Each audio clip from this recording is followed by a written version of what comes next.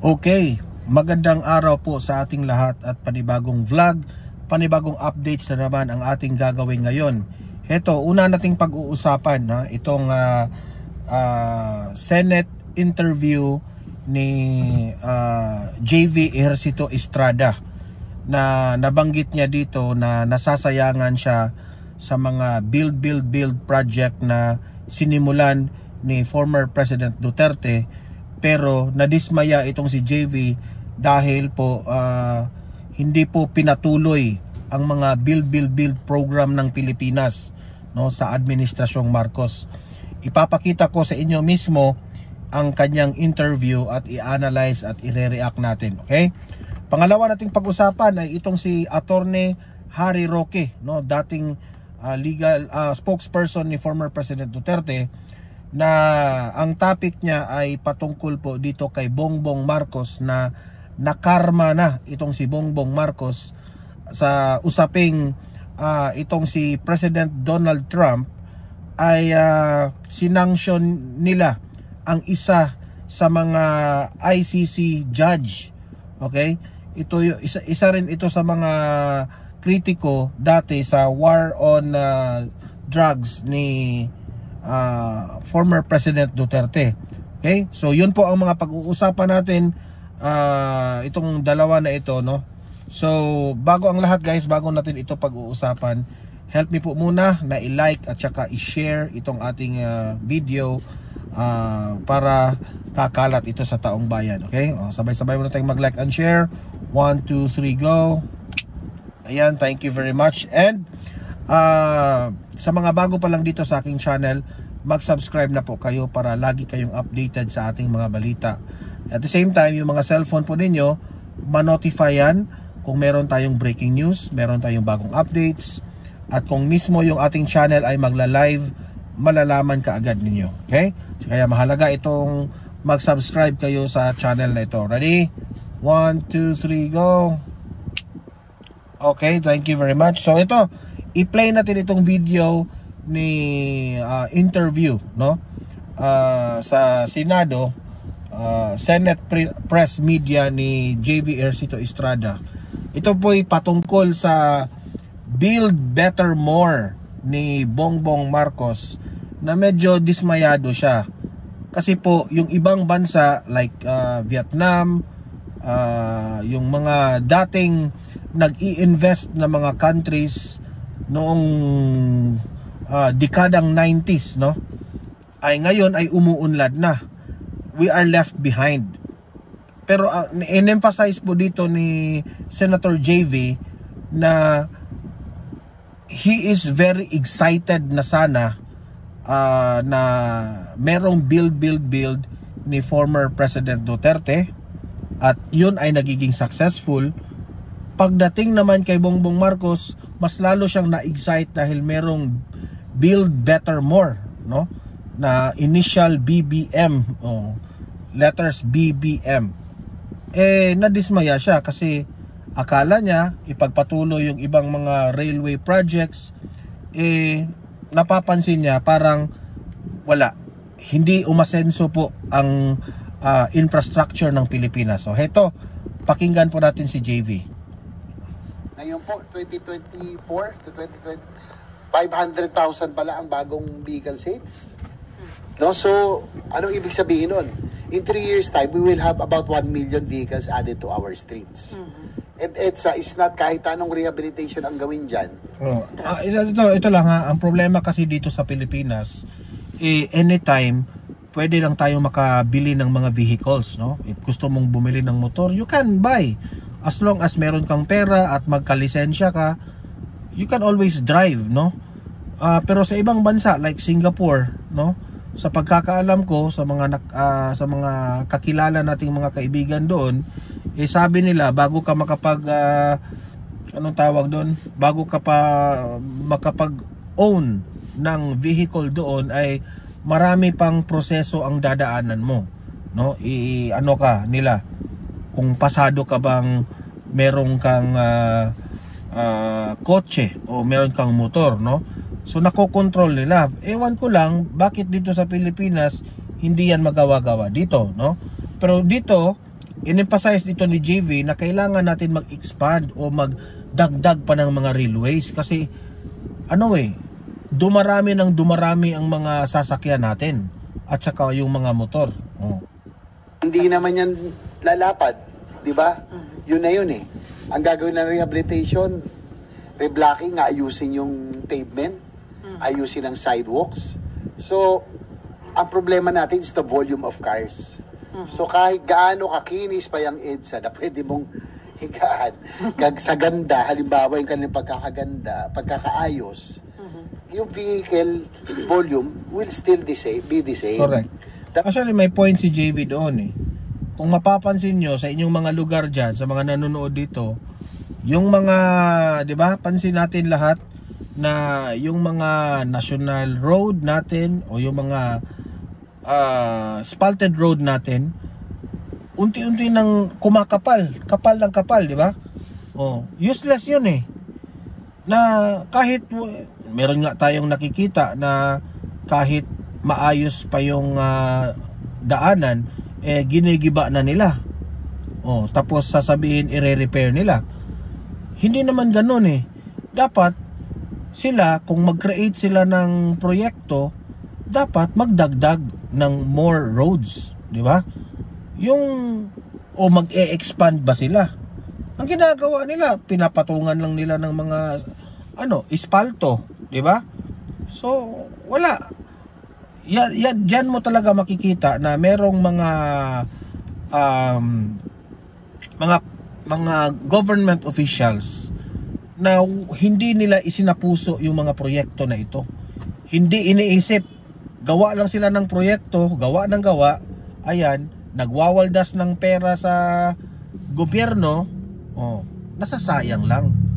Hindi kagaya ng ibang bansa, bago sila magpalabas ng proyekto, pera ng kanilang country, talagang pinag-isipan.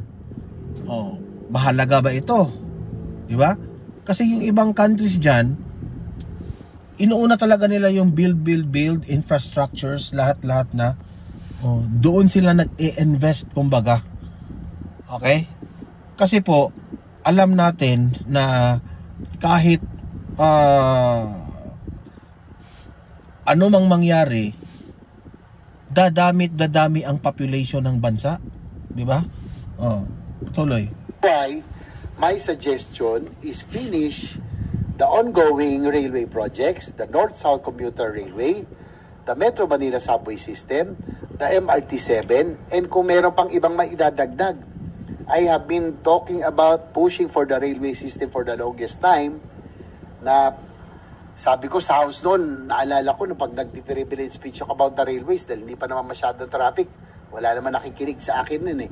But I think this is the way to go. Sabi ko, railway is the only way because of our increasing population, our development. Yung volume ay dadami na, hindi na talaga mababawasan. Ito po yung ginawa ng ating ASEAN neighbors, Thailand, Malaysia, Indonesia, and now Vietnam. They invested heavily in infrastructure in the 90s. Ngayon po, pag pumunta kayo sa mga bansang to, they are already reaping the fruits of their labor. Ang Vietnam, inuunahan na tayo. So, yung economic impact assessment, kaya ako nabanggit, ang problema natin, we're losing 3.2 billion a day because of traffic. No? And it will increase to 5.6 billion by 2035 kung wala tayong gawing high impact projects for infrastructure. Yang binabanggit ni Senator JV, ginawa na yan ng solusyon ni former President Duterte. At yan ang kasunduan ni VP Sara at ni Bongbong Marcos na makipag-tandem siya sa 2022 election. Kapag manalo silang dalawa, ay ipagpatuloy ni BBM itong mga infrastructures at mga big ticket projects. Sad to say, hindi po yan nangyari. Yan ang ikinadismaya ni VP Sara eh. Kasi mas inuuna pa yung mga concert. Mas inuuna pa yung nanonood ng F1 race, di ba? Ayan tuloy. Sobrang traffic. At dahil sa traffic na ito, nababawasan tayo ng billions of pesos. Imagine, because of the lag yung ating transfer of goods and services and sa mga nababawasan tayo ng laki ng pera, at ito sana ay nakakatulong sa atin. Diba? Billions yan. So yun po yung adeyan, yung gasolina na nasusunog dahil sa traffic, yung oras ng bawat tao na naiipit sa traffic and others. Second, foreign investments dapat mo i-consider din. Kung titignan mo ang ASEAN ngayon, dati po nasa top 3 tayo, top 5 easily. Now, inunahan tayo ng Vietnam na. Di ba? Singapore, of course, Malaysia, Thailand, Indonesia, and now Vietnam, tas pang-anim na tayo. One of the reasons is high cost of energy, labor cost, and weak infrastructure. So kung gagawin mo pa yung EDSA ngayon, panahon na ito, talagang yung foreign investments na inaasam natin, na tinirabaho ng Pangulo nung unang termino, nung unang upo niya, talaga inikot niya we are open for business. Wala na pupunta sa atin. Madi-discourage. So we have to, ang pinaka-primary consideration is the economic impact because brought about the total rehabilitation. So hindi yun ang sagot, sir? Sabi ko nga, kahit gaano kakainis, ganda gawin mong EDSA, ganun pa rin ang vehicle volume . Di ba? Hindi naman, ang aim natin, mabawasan yung vehicle volume. Paano mababawasan? Kailangan maging online na ang mga railway system. People should now use the mass transit. Pag maganda at maayos, di ba? Yan ang ginagawa sa Europe, sa Asia neighbors natin. Masyado tayo, we have become a car-centered society for so long. We need to look into mass transit because of our growing population. And I think it's not only convenience, that's why I'm pushing for the railway system, improvement of airports, infrastructure, because it will spread out the development. It will develop the countrysides, hindi lang Metro Manila, Cebu at Davao. Dapat yan, pag may railway, maikalat yan. And this will create growth development areas. We will create growth nodes, opportunities. Yan po ang magiging epekto nito. Opo, mahal po ang infrastructure, but yung pong opportunities and jobs and opportunities, doon lang natin maibibigay yan . Exactly. By creating new growth areas, correct. especially the provinces. Sir, do you intend to inform the President? Sa totoo lang, mas matalino pa itong si JV compared to Bongbong Marcos. Ano yan basing on my observation sa the way magsalita itong si JV Estrada, naiintindihan ang kanyang communication sa tao. Di ba? Klarong-klaro yung explanation niya. Pero kung si Bongbong Marcos ang magsalita, di ko alam, pinaikot-ikot lang tayo . Yung mga concerned government official dyan sa iyong suggestion? Well, I have given my piece already. Wala naman ako siguro kung may chance. Hindi naman kasi kami madalas nakikita ngayon.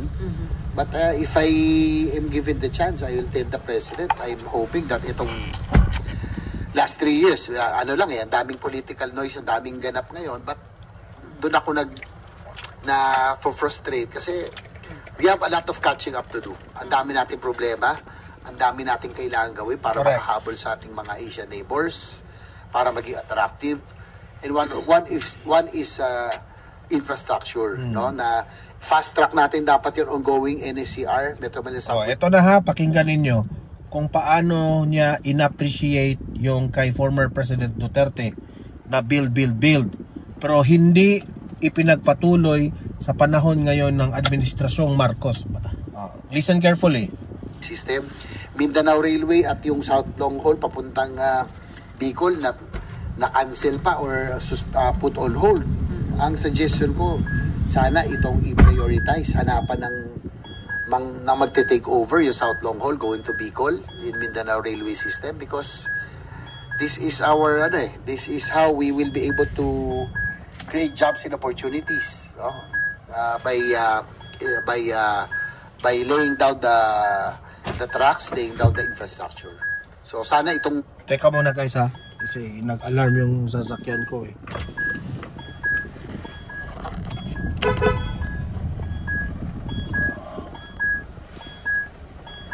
Yabi. Okay, play natin ulit. Kasi last 3 years, ang bilis ng ang nangyari kasi kapag itong key ng sasakyan, kapag lalayo ito, mag-a-alarm yung aking sasakyan eh. Ito, patuloy tayo. Play. di ba? Nung una kasi, if you remember, nung panahon po ni Pangulong Duterte, yung build, I happened to defend the budget of the DOTR during that time. Kaya po nung nasil po yung NSCR and the Metro Manila Subway with Japan, lagi po ako nakasama doon and I was a witness. Na-excite po ako kasi ito na yung Diba? Tingnan mo yung excitement ni JV Ercito Estrada, no? Dahil alam niya, importante talaga ang infrastructures. Excited siya. At natuwa rin siya sa panahon ni Tatay Digong. Pero ngayon, dismayado siya sa panahon ng Administrasyong Marcos. At least, mangyayari na. On the hindsight, 1998 pa, panahon pa ng President Erap, North Rail, South Rail. We lost already almost 30 years. So, na-excite ako doon. And then, nung pagpasok po ni President Bongbong Marcos, yung build, gagawin build better more. Oy, mas lalo ako na-excite. Mas dadamihan pa. Kasi nag-promise, di ba?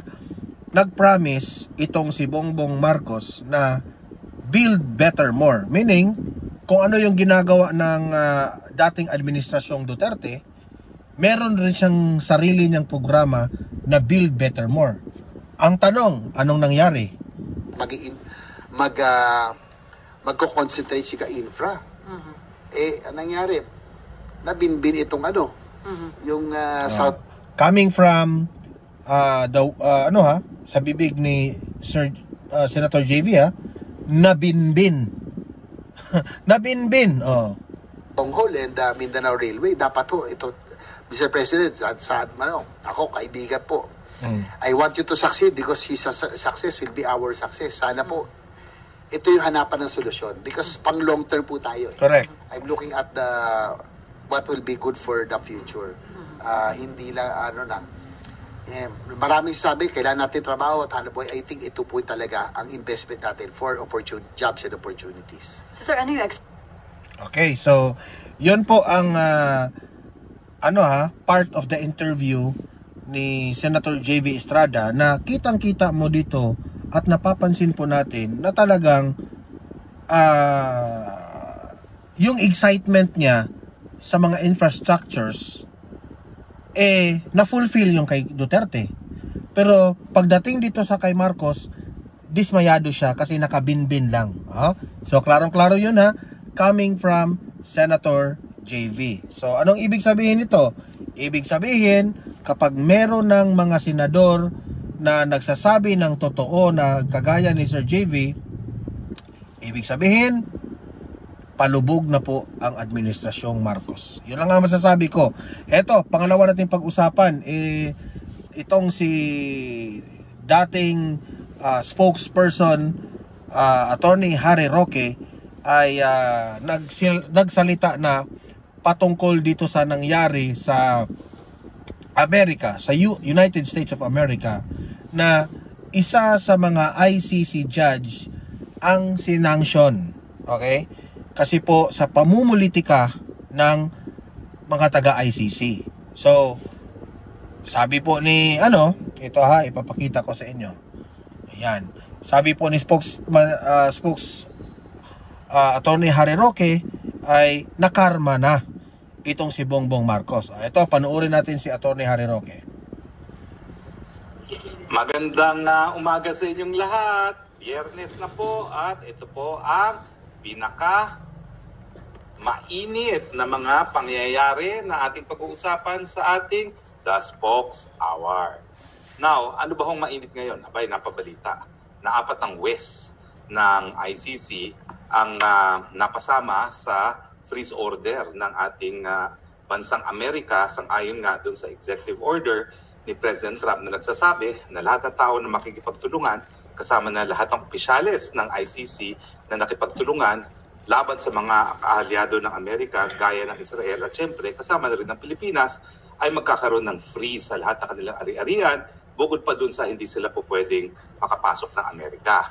Now, kapag ikaw kasi na-freeze, ibig sabihin yung mga bank accounts mo, maski wala kang bank account sa Amerika, po pwedeng hindi ka na makagamit ng SWIFT. No? Ibig sabihin, hindi mo na magagamit yung American system sa pagpapalipat ng pondo. No? Ipit ka pa rin kasi lalo na kung ikaw ay empleyado ng ICC, dumadaan yan sa SWIFT, no, sa ayaw at sa gusto mo kasi nga yung mga contribution ng mga member countries ay dumadaan sa pamamagitan ng SWIFT, no. At syempre, paglipat ng pondo sa account mo mismo ay dumadaan din sa SWIFT, no, kung galing sa ibang bansa yung pondo. At syempre, ang mga West naman ng ICC talaga naman pong lahat sila dayuhan, no. Wala naman Dutch na West dyan. So lahat sila may mga foreign accounts, may mga sweldo nila, kung bahagi, kung hindi man na buong buo, ay dapat ipadala sa kanilang mga bansa. So ngayon po, lahat yan ay frozen. At isa dun sa 4 na West o mahistrado na na-freeze ang account ay isa sa West ni Tatay Digong. Kung di po ako nagkakamali, ito po yung European na West. Sandali po, iti-check natin, no? Kung sino talaga yung... Na-vlog na natin ito kanina. Okay? Nabanggit ko na yung sino yung ICC judge na ito. Kasama sa Tatay Digong na na-freeze, no? Tanungin po natin na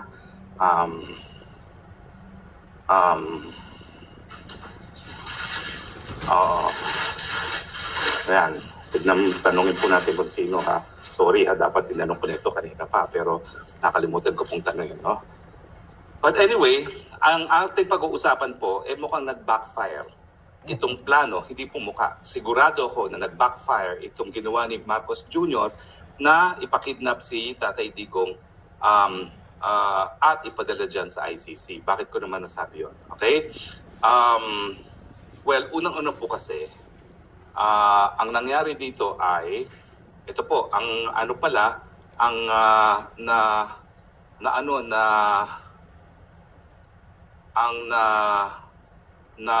priest na kasama doon sa 4 ay si Rene Adelaide Sophie Alipani Ganso na siyang na siyang judge din sa kaso ni Tatay Digong. So tignan nga natin kung tama. Okay. Now, bakit nag-backfire? Well, alam niyo po kasi, itong EO ni Trump, yan lang po yung latest na ginawa ng Amerika laban sa ICC. Hindi pa po presidente si Trump, nagkaroon na ng batas ang Amerika na nagsasabi na kapag merong Amerikano na lilitisin sa ICC, yan ay dahilan para magdeklara ng giyera laban sa Netherlands at lusubin ang The Hague kung saan naroon ang ICC at ang kanyang kulungan. So, ayun nga, tama. Ang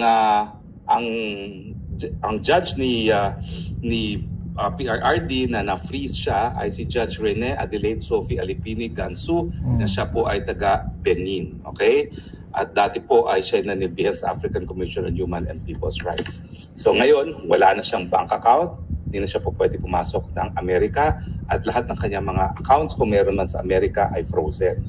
Now, itong EO na ito, gaya ng aking sinabi, ito yung latest lang na ginawa ni Trump para nga iparating ang matinding pagtutol ng mga Amerika sa kaganapan at mga katungkulan ng ICC.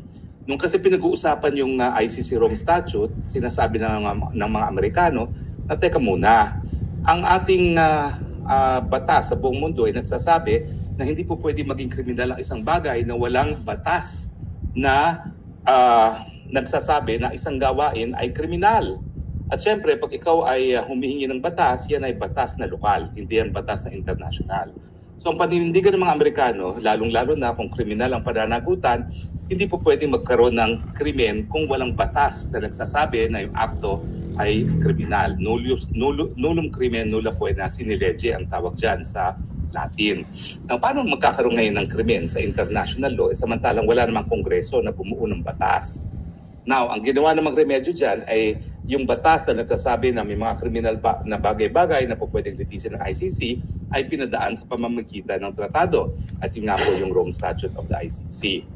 Now, mula nung nagtutulong Amerika dyan, talagang dininaw na Amerika na marami siyang alinlangan dyan.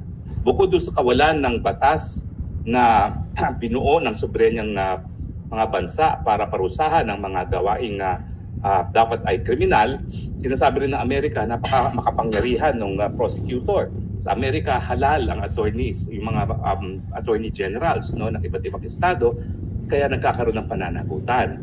Pero sabi ng mga Amerikano, itong prosecutor nito po pwedeng kasuhan ng isang nakaupong presidente at hindi immune from prosecution ng presidente ngayon, and yet walang pananagutan kasi siya ay halal lamang na mga miyembro ng Estado, hindi ng taong bayan. So kaya nga binuo nila yung pre-trial chamber para makonvince yung mga Amerikano na lahat naman ang gagawin ng pre-trial chamber, kailangan ng prosecutor ay kailangan bigyan ng basbas ng pre-trial chamber. Pero hindi pa rin satisfied ang mga Amerikano dyan dahil alam nila na sila lang ang bansa na mayroong mga sundalo sa lahat ng parte ng daigdig na mayroong kaguluhan, and chances are ang malilitis ng ICC ay yung kanilang kasundaluhan. Kaya nga bumuo sila ng batas na nagsasabi na kapag mayroong Amerikanong linitis ang ICC, sa panadahilan yan para lusubin ng mga Amerikano ang ICC. Yan po yung konteksto kung bakit naman itong si Marcos Jr. ay nagdesisyon pa na ipadala sa ICC si Tatay Digong. Hindi pa niya naisip na kung mga Amerikano at hindi lang si Trump ay mayroong batas na nagsasabi na dahilan para lusubin ang dahig kapag mayroong Amerikanong nalitis dyan sa ICC na yan, di ba niya naintindihan na kapag siya gumawa ng kahit anong bagay para itaguyod ang gawain ng ICC, yan ay makukonsiderang banta sa seguridad ng mga Amerikano. Kasi kapag ikaw ay nakipagtulungan sa ICC, ibig sabihin yan, ini-endorso mo yung gawain ng ICC. At in other words, kinukontra mo yung sinasabi ng mga Amerikano na illegal yung gawain ng ICC. Ito ay labag sa soberenya at labag sa karapatang pantao dahil wala naman lokal na batas na nagpaparusa doon sa mga krimen na linilitis ng ICC. So akala siguro ni Marcos Jr., palibasa, hindi naman involved ang Amerika sa pagkikidnap kay Tatay Digong at pagpapadala sa ICC, hindi makaka-apekto dun sa kanyang sipsep kay Trump yung gawain niyang pangingidnap kay Tatay Digong dito nga sa ICC sa dahig. Dapat naisip niya na kung ang mga Amerikano at hindi lang si Trump ay magkakaroon ng batas na lulusubin ang dahig kapag merong Amerikanong linitis, siguro naman dapat naisip niya na kapag siya nakipagtulungan sa ICC, hindi rin siya makakasipsip kay Trump. Correct. At ngayon, yan ang nangyayari. Kahit anong higop sa puwet ni Trump ng ating ambasador na si Bibbs Romualdez sa Amerika na makipagkita sana si President Trump kay Junior sa Pilipinas o di naman kaya sa Amerika, hindi nagtagumpay. Kanina lang, narinig ko yung broadcast ni Maharlika. Alam niyo naman si Maharlika, maraming puting ahas yan. Hindi nagkakamali yan. Abay, nagwawala na naman ng Lisa Marcos dahil hindi nga nakakuha ng appointment. Paano ka makakakuha ng appointment?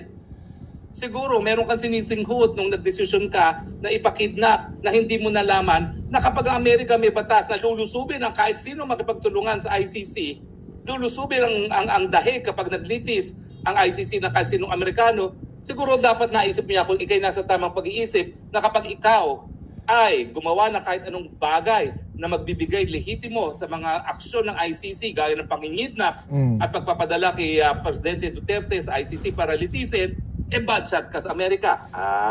Lisa, hindi lang ikaw ang pwedeng mag-bad shot. Kung si BP Sara ay bad shot sa iyo yan, bad shot ka naman at asawa mo kay President Trump. Dahil ikaw, binigyan mo ng lehitimo ang mga gawain ng ICC.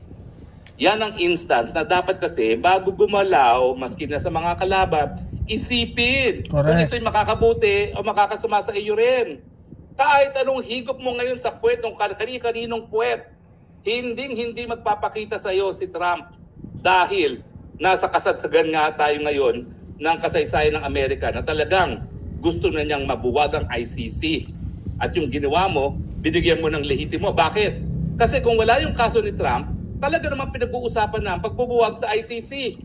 Nung huling Assembly of State Parties, talagang bibitiw na ang mga bansa dahil sayang lang ang pera na kinocontribute dahil wala namang linilitis sa kasong ICC.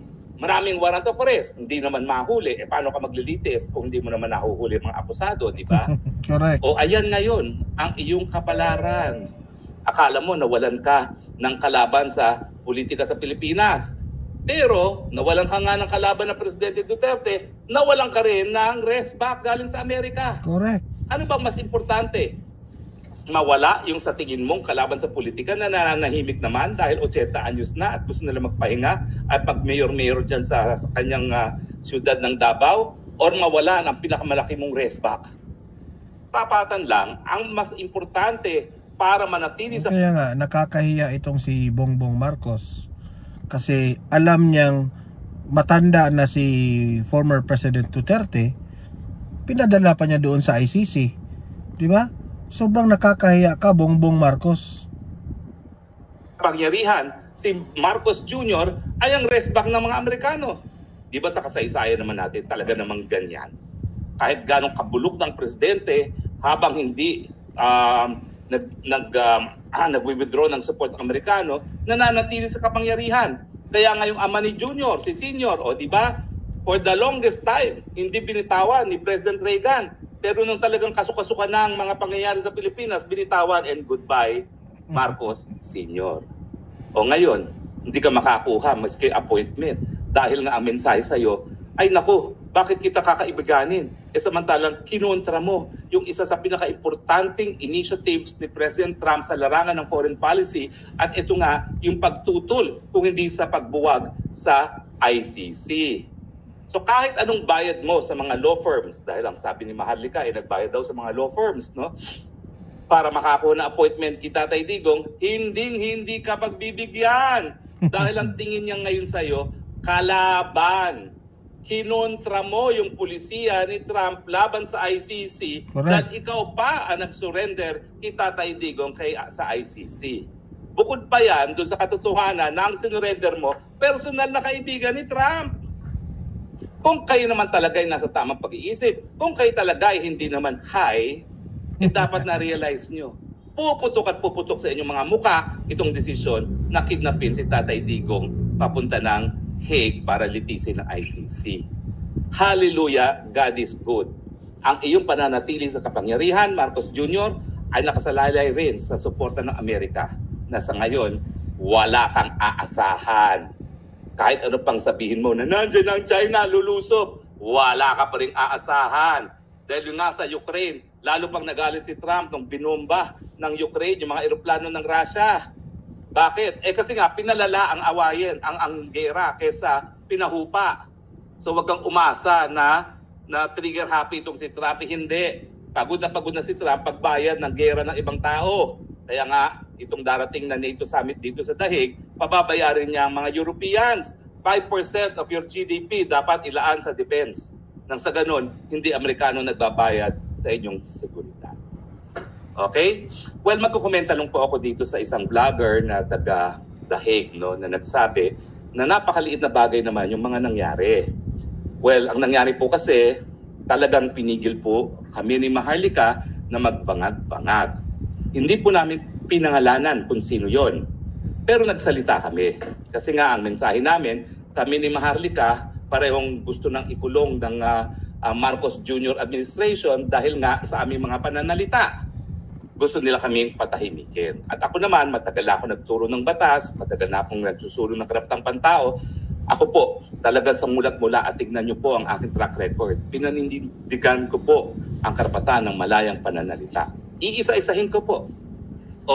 Yung isang kaso ng pinakulong ni Speaker Nograles dahil doon sa kanyang burlesking incident, pinakulong dahil sa libel. Dinala ko sa UN, nanalo kami at ang desisyon ng UN, labag sa kalayaan ng malayang pananalita ang criminal libel at dapat yan ay ma-repeal dahil yan ay salungat sa obligasyon ng Pilipinas na itaguyod ang karapatan ng malayang pananalita. Yung panahon na si GMA ay nagproklama ng state of national emergency nagkaroon kami ng deklarasyon sa Korte Suprema, illegal yan dahil yung kanyang EO na nagsasabi na ang pulis ay tinatawagan para labanan ang mga akto ng terorismo, yan ay po pwedeng gamitin para supilin kasama na ang karapatan ng malayang pananalita at kasama na yung mapayapang pagtipon-tipon para ilabas ang galit nila sa gobyerno. Yung sandamukal na periodista na aking nadepensahan sa mga libel cases, nangunguna na dyan, si Nines Cacho Olivares na founder ng Tribune at dati sa Inquirer. Ang aking attorney's fees doon, Nines, ang attorney's fees mo, huwag kang titigil pumula sa mga taong gobyernong palpak. O, yung founder po ng Malaya newspaper, kliyente ko rin po yan. Bagamat ang sinasabi niya, kada libel case, isang medalya sa mga mamamahayag, dinipensahan din po yan natin at hindi po yan na-convict. Nung panahon na si Per Gentleman na Arroyo ay nagsampa ng sangkatutak na libel cases sa mga periodista, dinimanda po namin siya for abuse of right. May karapatan siya magdemanda pero inabuso. At sabi ng Korte Suprema, nanalo kami. Yan po daw ay sapat na cause of action para idemanda ang First Gentleman na hanggang ngayon po nakabinbin pa rin yung kasong yan. No?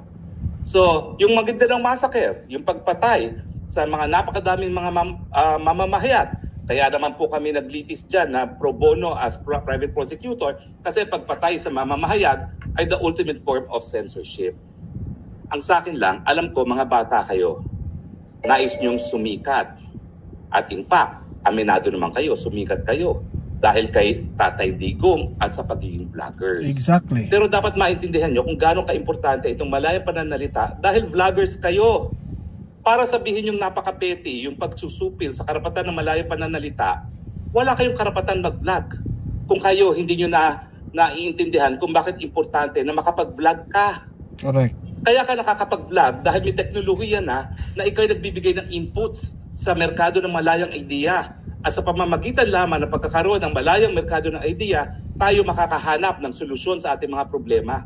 Kaya nga, ang sabi ng Korte Suprema, gobyerno, kahit anong gawain gobyerno, hindi lang sa pagsusupil, kung hindi mga bagay-bagay na makakatakot sa mga taong bayan na panindigan ang karapatan ng malayang pananalita ay ipinagbabawal ng saligang batas. So bagamat ikaw ay bata, Mr. Vlogger, hindi excuse yan na hindi mo naintindihan na napaka-importante ng kalayaan ng malayang pananalita at hindi dapat sinusupil. So hindi po yan petty. Yan po ay seryosong bagay. Yan ang pagkakamali mo. Hindi ko tuloy alam kung anong dahilan mo ba't ka nagbablog. Diba? May mga nagsasabi nga na nagpapapansin lang. May mga nagsasabi para sa monetization lamang. Pero kung ikaw talaga ay naintindihan mo ang importansya ng kalayaan ng malayang pananalita, ikay magbablog dahil alam mo sa iyong pananalita, sa iyong mga broadcast, itinataguyod mo hindi lang ang personal mong kalayaan, kundi ang kalayaan ng isang taong nakakulong at hindi tama yung sasabihin mo na ikaw ay nakatutok lang sa pagmamahal mo kay PRRD. Kung talagang tunay kang nagmamahal kay PRRD, dapat wakwakan mo yung nagpakulong kay PRRD. Correct. Dito sa dahig. Exactly. Tama ba ako o mali? Tama. At hindi po kami nagpapalaki ng issue. Ngayon lang ako nagsalita. Pero sa akin, iniinsulto mo naman yung inalay ko ang buong buhay ko para itaguyod ang malayang pananalita para sabihin mong petty. There is nothing petty with suppression of freedom of expression. At kung hindi mo nare-realize yan, huwag ka na mag-vlog.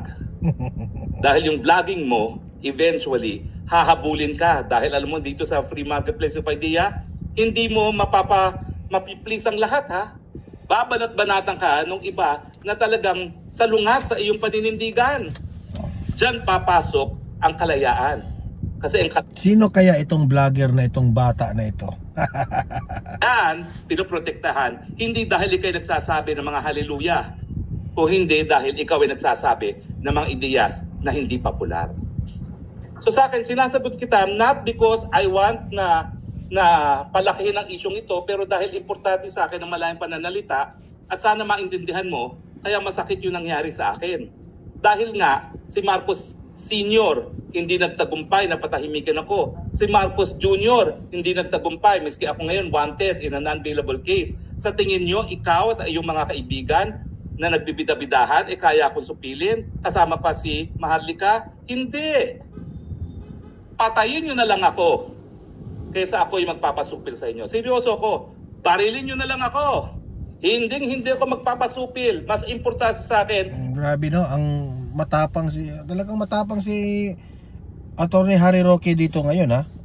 Pinakita niya na hindi siya talaga magpapasupil eh. Yung makapagsalita, hindi ako magpapasupil kahit kailan. At kung hindi mo matanggap yan, talagang tuloy ang away. Hindi dahil ito'y petty, kung hindi dahil ito'y nakabase sa prinsipyo at sa kalayaan na kinikilala sa buong daigdig. Ikaw siguro ang petty dahil ang buong daigdig kinakilala ang importansya ng karapatan nito sa International Covenant on Civil and Political Rights, sa European Convention on Human Rights, sa Bill of Rights ng Pilipinas. And yet, tatawagin mong petty? Mag-isip-isip ka. I'm giving you allowance dahil bata ka pa. Naintindihan ko, nais mong makilala. Human instinct yan. Naintindihan ko, nais mong marami kang mga tagahanga. Pero hindi ko maintindihan yung babawasan mo ng importansya yung isa sa pinaka-importanting karapatan para magkaroon ng demokrasya. For your own education, this is where I say the line is here. There is nothing petty with standing up for freedom of expression. Sorry ka na lang kung hindi mo matanggap yan. Maraming salamat po sa inyong patuloy tagkilik. So ayan ha, grabe intense yung napakinggan natin kay Attorney Harry Roque ha. At ayan, klarong-klaro at dinig na dinig natin yung pagbanat ni Attorney Harry Roque sa Administrasyong Marcos. So totoo lang, no? Tama nga ang sinabi ni Attorney Harry Roque, no? Meron po tayong tinatawag na freedom of expression. Sana naman ay respetuhin yan ng ating mga government officials. Okay? So guys, maraming salamat po. Paki-like, paki-share itong video na ito para kakalat ito sa taong bayan. Mag-subscribe dito sa ating channel para lagi kayong updated sa ating mga balita. And at the same time, no? Meron po tayong pangalawang channel, Donmar TV, Balitang Totoo. Okay? Marami rin tayong mga videos doon na ina-upload na hindi nyo makikita dito sa main channel na ito. Okay? So, subscribe din kayo doon. And sa mga audience ko dito sa Donmar TV, see you in my next video. See you in my next live. Have a great day. Have a great night. God bless po sa inyong lahat. At mabuhay ang Pilipinas and God save the Philippines. Bye-bye.